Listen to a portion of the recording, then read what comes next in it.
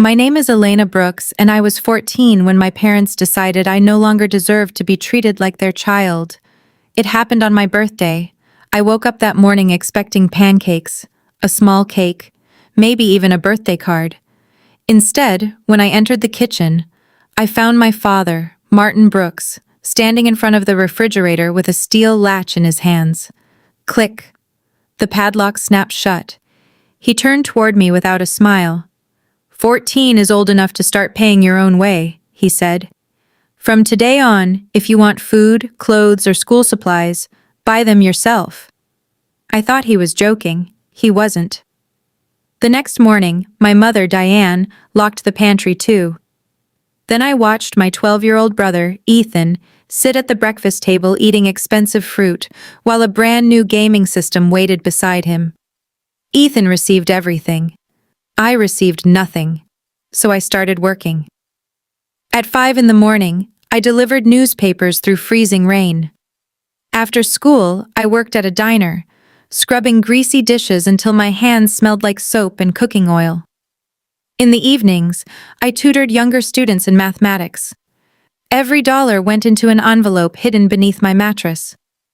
I bought my own notebooks, winter clothes, toiletries, medicine, and food. Sometimes I came home exhausted enough to fall asleep sitting up. My parents never asked if I was okay. Meanwhile, Ethan received designer sneakers, expensive electronics, and eventually a car. I learned something very young. In my family, love wasn't distributed equally. But I refused to let their cruelty decide my future. I had one goal: graduate at the top of my class, earn a scholarship, leave that house, and build a life where nobody could ever lock me out of my own survival again. I just didn't know that 4 years later, my parents would give me the final reason to disappear from their lives forever. My 18th birthday should have been a celebration. Instead, my father placed a sheet of paper on the kitchen counter. "You're legally an adult now," Martin said. "Your room costs $800 a month. Utilities aren't included. Pay on the first or move out." I stared at the paper. 4 years earlier, they had locked the refrigerator because they said I was old enough to support myself. Now, the moment I became an adult, they wanted to charge me rent for the room I had already spent years surviving in. I didn't argue. I simply nodded. Within an hour, everything I owned fit inside 2 black trash bags, a few thrift store shirts, 2 pairs of jeans, school books, and the small amount of cash I had managed to save. My mother, Diane, sat on the couch drinking tea. She never stopped him. Ethan didn't even pause his video game. I walked out into the cold rain carrying everything I owned, and I never looked back. For the first 2 months, I slept on my friend Maya Carter's worn-out couch while working exhausting shifts between classes. Thankfully, my grades had earned me a full academic scholarship to study architecture. College wasn't easy. While other students went out on weekends, I spent nights inside drafting studios, surviving on instant noodles and cheap coffee. During the day, I worked as a paid architectural intern. At night, I studied blueprints until my eyes burned. Whenever exhaustion whispered that I should quit, I remembered that locked refrigerator. That memory became fuel. I changed my phone number. I deleted my old social media accounts. I stopped answering messages from my family. I wasn't interested in revenge. I simply wanted freedom. Years passed. My dedication eventually turned into opportunity. I became a talented architect, then a project manager, and eventually co-founded Brooks & Carter Architecture. By my early 30s, the company was handling major commercial developments across the Pacific Northwest. I owned my home, had investments, and had finally built the security my parents had once denied me. I thought my past was buried forever. Then, one Thursday afternoon, my receptionist called my office.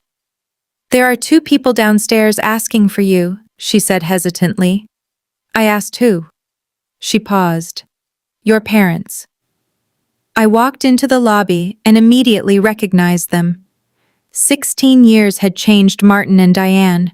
My father's hair had turned completely gray, and his expensive confidence was gone. My mother looked tired, clutching an old handbag with both hands. "Elizabeth," she whispered, forcing a smile. "Look at you. We're so proud." I stopped several feet away. "What are you doing here?" Martin cleared his throat. "We need your help." Of course they did. He explained that their finances had collapsed. Ethan had failed at several businesses, accumulated enormous debts, and disappeared to California. My parents had spent their savings trying to rescue him. Then they borrowed against their house. Eventually, the payments became impossible. "The bank is going to take our home," Diane said, wiping fake tears from her cheeks. "You have more than enough money now. You can save us." Martin leaned forward. "And Ethan needs capital to start over. Family is supposed to help family." I almost laughed. Family. That word sounded very different coming from people who had locked food away from a 14-year-old. I led them into my boardroom. They sat across from me while I opened a folder. The first document was a detailed record of every expense I had paid between 14 and 18: groceries, clothing, school supplies, medicine, transportation, and everything else. The total was staggering.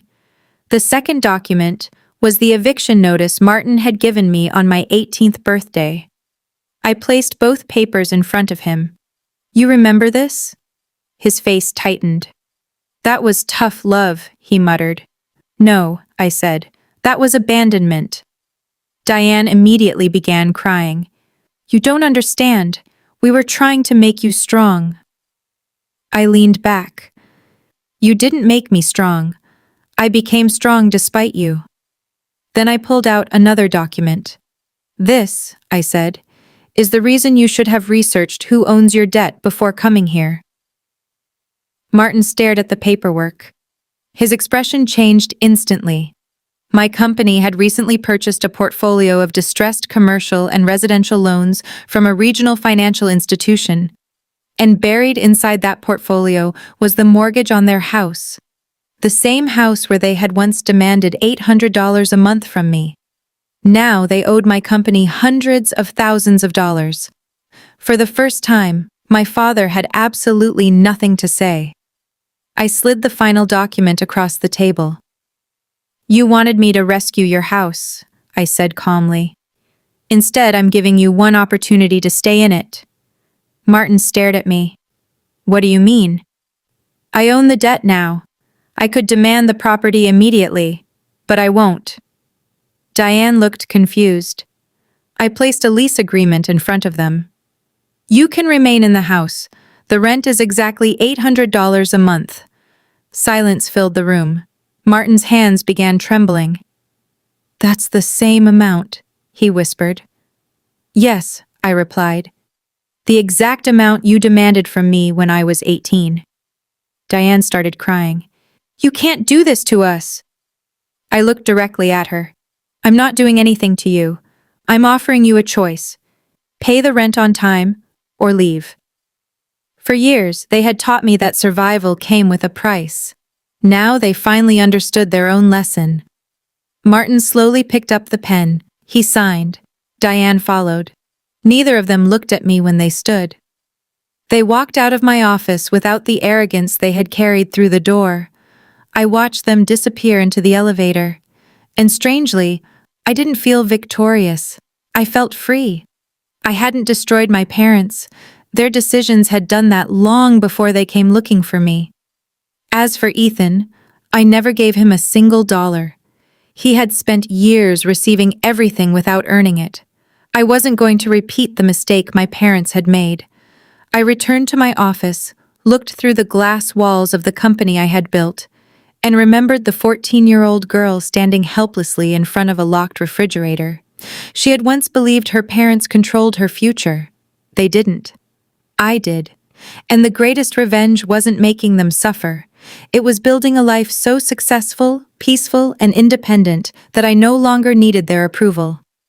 If you were in my position, would you have offered your parents the $800 lease? Or would you have sold the house and walked away completely? Tell me your answer in the comments, and let me know which city you're watching from. Don't forget to like, subscribe, and watch the next story for another powerful journey of betrayal, survival, and redemption.